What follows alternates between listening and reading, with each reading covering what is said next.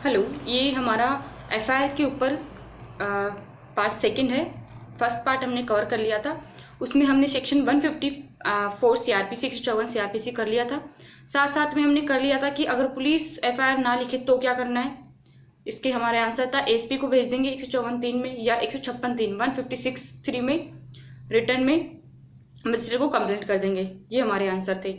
साथ साथ में ये कर लिया था कि अगर मान लो ऑफेंस तो कोग्निजिबल कर लग रहा था, इन्वेस्टिगेशन बाद में नॉन कोग्निजिबल हुआ तो क्या होगा, तो हमने वो सेक्शन 2D का एक्सप्लेनेशन कवर कर लिया था। अब हमारे एफआईआर से रिलेटेड जितने भी क्वेश्चंस रह गए, जैसे रजिस्ट्रेशन ऑफ एफआईआर, उसके एविडेंशियरी वैल्यू क्या है, टेलीफोनिक एफआईआर हो सकती है क्या, और साथ साथ में जीरो एफआईआर क्या होती है, एफआईआर विदाउट जुडिक्शन। ये हमारे आज हम टॉपिक कवर करेंगे। तो पहले आप आ जाइए रजिस्ट्रेशन ऑफ एफआईआर। देखो एफआईआर क्या होती है, क्यों होती है, पर्पज ऑब्जेक्ट हमने देख लिया था। नाजीर अहमद का केस हमने लास्ट वीडियो में कवर कर लिया था। अभी देखो एफआईआर ये एक सेटल प्रोविजनल होगा कि एफआईआर एक इंसाइक्लोपीडिया नहीं होती है। मतलब एफआईआर कोई इंसाइक्लोपीडिया और कोई सारे सब्जेक्ट के ऊपर डिटेल में कोई डिस्क्रिप्शन नहीं होता है कि उसके अंदर सारे ऑफेंस रिलेटेड सारे फैक्ट हो, सारी इंफॉर्मेशन हो। नहीं, एफआईआर के लिए सिर्फ एक चीज मैंडेटरी है, नेसेसरी है, वो है एक आई विटनेस। इवन दो अगर उस आई विटनेस को ये भी नहीं पता है कि अक्यूज कौन है, विक्टिम कौन है जिसके ऊपर ऑफेंस हुआ है और ऑफेंस हुआ कैसे है, उसको ये तीनों चीजें नहीं पता है, पर वो आई विटनेस को इतना पता है कि कोई ऑफेंस हुआ है और वो ऑफेंस के बारे में पुलिस को डिस्क्लोज कर सकता है, कैपेबल है वो बताने में कि हाँ ऐसे ऑफेंस हुआ है, मैंने देखा है, तो वो क्या हो जाएगी, एफआईआर हो जाएगी। और उस एफआईआर इन्फॉर्मेशन से पुलिस को लग रहा है कि हाँ कोई कॉग्निजिबल ऑफेंस हुआ है, तो वो क्या हो जाएगी, एफआईआर, वो सफिशिएंट है एफआईआर के लिए। फॉर एग्जाम्पल मर्डर हुआ है, अब मुझे नहीं पता कि मर्डर हुआ कैसे, ये भी नहीं पता किसने किया है, मुझे ये भी नहीं पता, मुझे पता है कि एक डेड बॉडी है और इसका किसी ने खून करा है, उसको गोली लगी है, तो ये मर्डर हुआ है। मैं जाके बता रही हूँ कि हाँ मैंने देखा वहाँ ऐसे मर्डर हुआ था, वो डेड बॉडी पड़ी थी, मैं ऐसे गई, वो जो था, मतलब मैं कैपेबल हूँ पुलिस को डिस्क्लोज करने में कि एक ऑफेंस तो हुआ है। ये क्या हो जाती है, एफआईआर हो गई, सफिशिएंट है इतना इन्फॉर्मेशन। अब रजिस्ट्रेशन ऑफ एफआईआर आ जाइए। एफआईआर का रजिस्ट्रेशन क्या होता है, मैंडेटरी है कि नहीं है, ये क्वेश्चन आता है। अब एफआईआर का क्या है, मैंडेटरी प्रोविजन है सेक्शन 154 सीआरपीसी के सारे प्रोविजन में मैंडेटरी है। ये किसमें कहा था, ललिता कुमारी के केस में, ललिता कुमारी वर्सेस स्टेट ऑफ यूपी 2014 का केस है, डिस्क्रिप्शन बॉक्स में मैं मेंशन कर दूंगी। इसमें सुप्रीम कोर्ट ने कहा था कि जो सेक्शन 154 है 154 सीआरपीसी है, इसके सारे प्रोविजन मैंडेटरी है, तो पुलिस ऑफिसर की ड्यूटी बाउंड है वो रजिस्टर करने के लिए एफआईआर को। अगर कॉग्निजिबल ऑफेंस हो रहा है तो पुलिस ऑफिसर ड्यूटी बाउंड है, उनको लिखनी ही पड़ेगी एफआईआर, वो मना नहीं कर सकते। और साथ साथ में हमारे यहाँ पर एक सेक्शन अट्रैक्ट होता है आईपीसी का 166A 166A। ये आईपीसी का हमारा इसलिए अट्रैक्ट होता है, इसलिए कनेक्ट होता है क्योंकि इसमें बता रखा है कि अगर पुलिस ऑफिसर एफआईआर नहीं रजिस्टर करते हैं तो वो आईपीसी की 166A में पनिशेबल होंगे। तो आप एक बार आईपीसी का 166A डायरेक्ट में ओपन करके देख लेना। ये रजिस्ट्रेशन हो गया एफआईआर का। अब आ जाइए रजिस्ट्रेशन विदाउट जुडिक्शन। मतलब पहले तो जुडिक्शन की बात हो गई कि हाँ उसकी जुडिक्शन, अब क्वेश्चन ये आता है कि पुलिस ऑफिसर के पास हम एफआईआर कराने चले गए, पर जो ऑफेंस हुआ है, जहां पर क्राइम हुआ है, वो ऐसी जगह पर हुआ है जो उस पुलिस स्टेशन की जुडिक्शन में नहीं आता है, तो तब क्या पुलिस ऑफिसर मना कर सकता है रजिस्टर करने से एफआईआर को। ये क्वेश्चन हमारा अराइज होता है कि क्या विदाउट जुडिक्शन भी पुलिस ऑफिसर ड्यूटी बाउंड है रजिस्टर करने के लिए एफआईआर, क्या वो डिनाई कर सकता है। तो इसका एक केस हमारे सामने आता है, Bimla Rawal versus state of NCT Delhi. Bimla Rawal के केस में क्या था, इसमें कोर्ट ने कहा था कि इसमें हमारा प्रोविजन आया था जीरो एफआईआर का। जीरो एफआईआर क्या होता है, जीरो एफआईआर मतलब कि ऐसी एफआईआर, जैसे मैं एफआईआर कराने जाए पुलिस स्टेशन में और वो एफआईआर ऐसे ऑफेंस के बारे में हो, ऐसे क्राइम के बारे में हो जो क्राइम उस पुलिस स्टेशन की जुडिक्शन में ना होके दूसरे पुलिस स्टेशन की जुडिक्शन में आ रहा है जिस जगह वो ऑफेंस हुआ है, तो पुलिस ऑफिसर क्या करेंगे, उस इंफॉर्मेशन को एफआईआर को वो नोट कर लेंगे पर उसको नंबर नहीं देंगे। मतलब जनरली क्या होता है, पुलिस वाले एफआईआर लिखने के बाद में अपनी जो जनरल डायरी होती है, उनकी स्टेशन डायरी होती है, उसमें वो लिखते हैं, साथ साथ में एफआईआर को नंबर कर देते हैं। तो यहाँ पर 0 एफआईआर में क्या होता है, वो उसको रिड्यूस इन राइटिंग, वो उसको लिख तो लेंगे, नोट कर लेंगे एफआईआर को, पर उसको नंबर नहीं देंगे। और फिर क्या करेंगे, उस एफआईआर को लिखने के बाद में उस एफआईआर को उस पुलिस स्टेशन को ट्रांसफर कर देंगे जिसके जुडिक्शन में वो आ रहा है, ताकि वो पुलिस स्टेशन में जो officer in charge of police station है वहां पर इन्वेस्टिगेशन अपनी स्टार्ट कर सके। ये होता है 0 एफआईआर।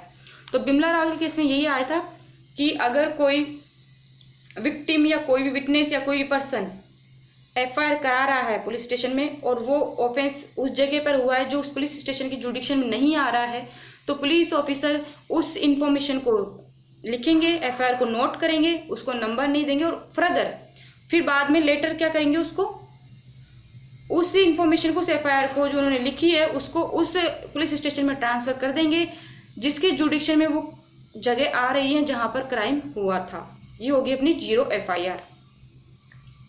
बिमला रावल का केस है, डिस्क्रिप्शन बॉक्स में मिल जाएगा केस आपको, देख लेना।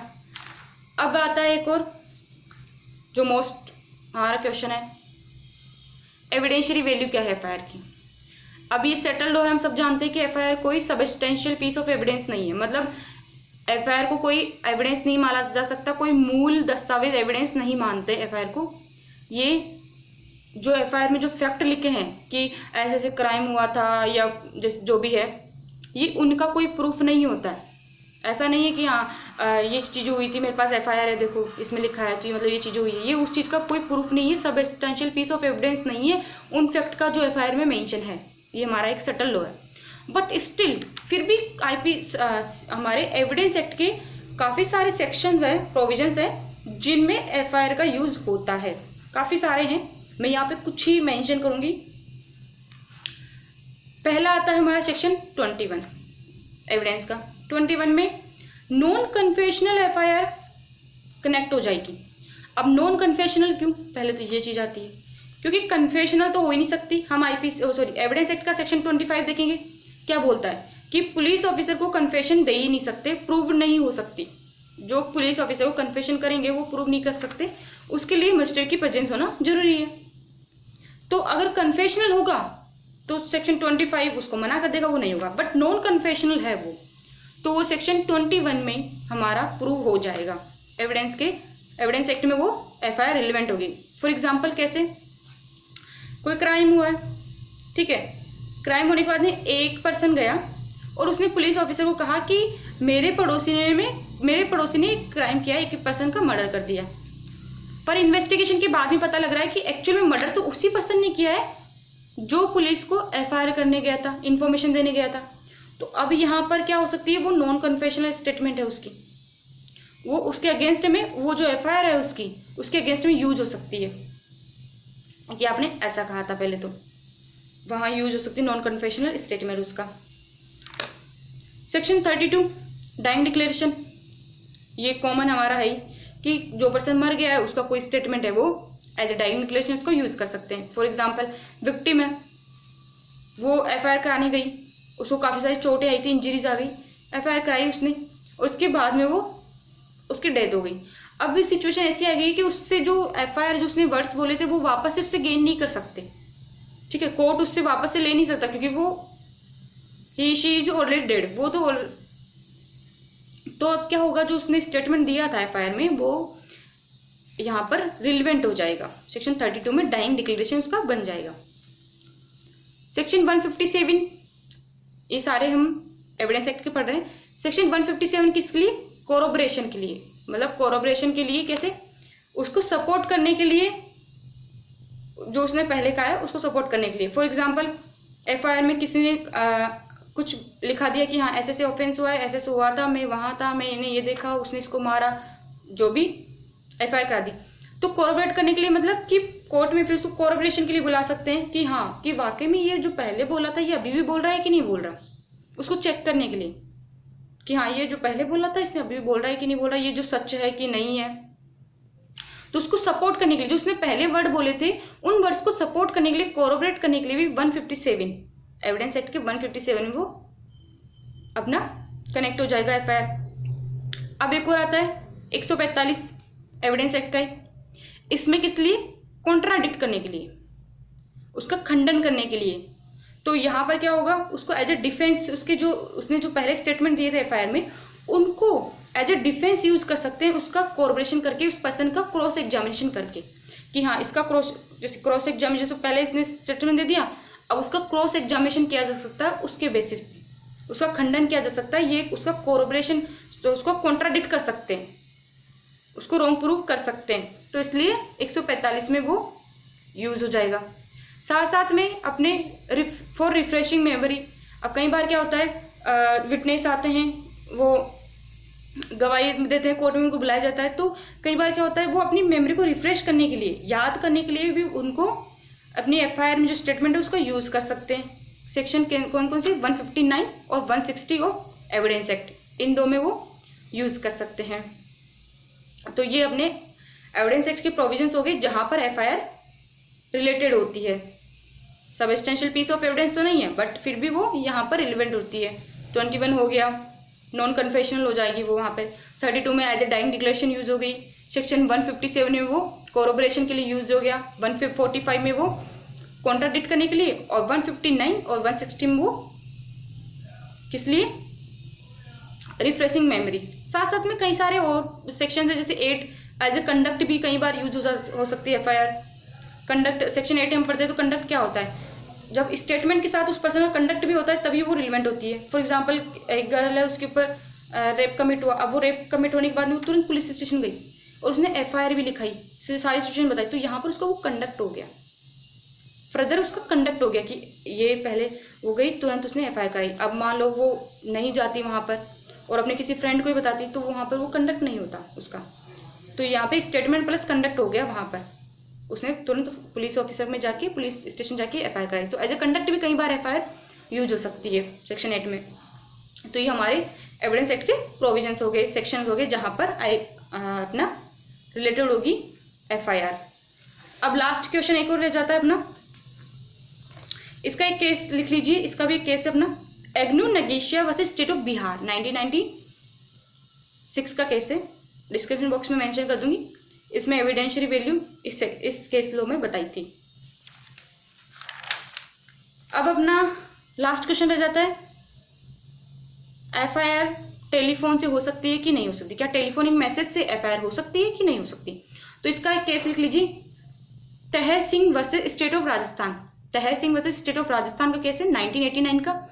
इस केस में क्या कहा था कि अगर कोई टेलीफोनिक मैसेज, ठीक है, अगर कोई telephonic message officer in charge of police station को सही इंफॉर्मेशन दे रहा है, एक्यूरेट इंफॉर्मेशन दे रहा है, और जो पर्सन दे रहा है वो असरटेन कर सकते हैं, उसका पता लगा सकते हैं निर्धारित पर्सन है। मतलब कोई आपको टेलीफोनिक मैसेज दे रहा है और आपको पता है कि वो पर्सन कौन है जो इन्फॉर्मेशन दे रहा है, उसको असरटेन किया जा सकता है, या तो वो असरटेन है, पता है, उसका निर्धारित है कि ये पर्सन इन्फॉर्मेशन दे रहा है, या फिर पता लग सकता है कि हाँ इस पर्सन ने इन्फॉर्मेशन दी थी। एक तो ये कंडीशन हो गई। तो दूसरी, साथ साथ में वो किसी कॉग्निजेबल ऑफेंस को डिस्क्लोज कर रही हो वो इन्फॉर्मेशन, और उसको राइटिंग में वो लिख सकते हो, officer in charge of police station. तो जो टेलीफोनिक मैसेज होगा वो भी एफआईआर के जैसे माना जा सकता है, इस केस में कहा था। बट कंडीशन क्या है, कोई क्रिप्टिक कॉल, मतलब गुप्त, जो कई बार होता है ना कि पता ही नहीं होता कौन कॉल करके बता रहा है, इन्फॉर्मेशन देते हैं ना कि हाँ यहाँ ऑफिसर, आपको यही नहीं पता कि इन्फॉर्मेशन दे रहा है वो पर्सन कौन है, तो उसको एफआईआर नहीं मानी जा सकती। वो एक इन्फॉर्मेशन हो सकती है पुलिस के ऊपर, पर वो एफआईआर नहीं होगी। एफआईआर वो तभी होगी जब वो कॉल करके जो मैसेज दे रहा है आपको, टेलीफोनिक मैसेज, वो police station, police officer, sorry, officer in charge of police station को जो इन्फॉर्मेशन दे रहा है टेलीफोन के थ्रू, वो पर्सन निर्धारित हो, उसका पता हो कि ये पर्सन दे रहा है, तभी वो असरटेन हो वो पर्सन, तभी वो एफआईआर मानी जाएगी। ऐसा नहीं कि वो क्रिप्टिक कॉल है, मतलब आपको पता ही नहीं कि वो गुप्त पर्सन कोई कॉल कर रहा है, उसका पता ही नहीं कि वो पर्सन कौन है, तो उसको एफआईआर नहीं मानी जाएगी। साथ साथ में कोई जो कंप्लीट नहीं हो इन्फॉर्मेशन, वो भी एफआईआर नहीं मानी जाएगी टेलीफोन के थ्रू। तो टेलीफोनिक एफआईआर कब होगी, जब वो एक्यूरेट हो, कंप्लीट हो इन्फॉर्मेशन ऑफेंस के बारे में, कॉग्निजेबल ऑफेंस के बारे में, साथ साथ में जो पर्सन इन्फॉर्मेशन दे रहा है वो असरटेन हो, या उसको असरटेन पता लगाया जा सकता है, निर्धारित करा जा सकता है कि हाँ इस पर्सन ने इन्फॉर्मेशन मुझे दी है, तब टेलीफोनिक मैसेज भी एफआईआर की तरह ट्रीट हो सकता है। ये कहा था अपने सेक्शन तहर सिंह से केस में, तहर सिंह के केस में। तो अपना ये हो गया एफआईआर। एफआईआर से रिलेटेड जो हमारे जुडिशरी के सारे क्वेश्चंस हैं वो हमने पार्ट 1 और पार्ट 2 में सारे कवर कर लिए हैं। अब एफआईआर का डिले का एक और रह जाता है कि अगर डिले हो गया एफआईआर में तो क्या होता है। तो देखो कई बार डिले का ये इसमें ज़्यादा कुछ भी डीप में जाने का नहीं है, पर हाँ इतने इतना है कि डिले हो जाता है तो एफआईआर की वैल्यू कम हो जाती है, क्योंकि वहाँ पर कई बार ऐसा हो जाता है कि ये माना जाता है कि अगर डिले हो रहा है, अननेसेसरी डिले हो रहा है, जो नेसेसरी डिले है तो कोर्ट कंसिडर करेगा, पर अननेसेसरी डिले है तो वहाँ पर कई सारे डाउट हो जाते हैं, ठीक है, जिनका अक्यूज्ड भी फायदा उठाएगा, ऑब्वियसली उठाएगा, क्योंकि कई बार सिचुएशन हो जा सकती है, उससे अनुमान लगाया जा सकता है कि हाँ हो सकता है इसने विटनेस गलत क्रिएट करे हो, ठीक है, अपने मन से बनाए हो, उसने हो सकता है इसमें इसने इन्फॉर्मेशन अपनी सोच समझ के लिखाई हो, इसने प्री प्लान किया हो सब कुछ, तो वहां पर नहीं माना जा सकता। फॉर एग्जाम्पल एक केस है थूलिया काली वर्सेस स्टेट ऑफ तमिलनाडु।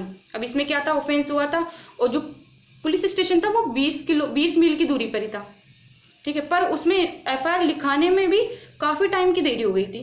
तो यहाँ पर उसकी जो वैल्यू थी एफआईआर की वो बहुत कम हो गई, क्योंकि वो अब उस एफआईआर पर ट्रस्ट नहीं किया जा सकता, क्योंकि अननेसेसरी डिले था। नेसेसरी डिले समझा जा सकता है, वो हम कंसिडर कर सकते हैं। तो कोर्ट ने यही कहा था। फॉर एग्जाम्पल एक इलिटरेट गांव की वुमेन है, औरत है गांव की, उसको कुछ भी नहीं पता है, अगर वो एफआईआर करा रही है 2 दिन बाद भी, तो यहाँ पर एक अनुमान लगाया जा सकता है कि हाँ ये गांव से बिलोंग करती है, इसको कुछ भी नहीं पता था, डर भी रहता है, सारी नॉलेज भी नहीं होती है, तो वहां पर कोर्ट कई बार कंसिडर कर सकता है, क्योंकि वो एक रीजनेबल ग्राउंड है, उनके पास सोचने का एक ग्राउंड है कि हाँ यहाँ पर देरी हो सकती है एफआईआर कराने में, तो वहां पर कोर्ट कंसिडर कर सकता है और एफआईआर को, और पुलिस उस पर प्रोसीड इन्वेस्टिगेशन प्रोसीड कर सकती है। तो अननेसेसरी डिले होगा तो एफआईआर की वैल्यू कम हो जाती है। ठीक है, यही हो गया आज का। Thank you so much.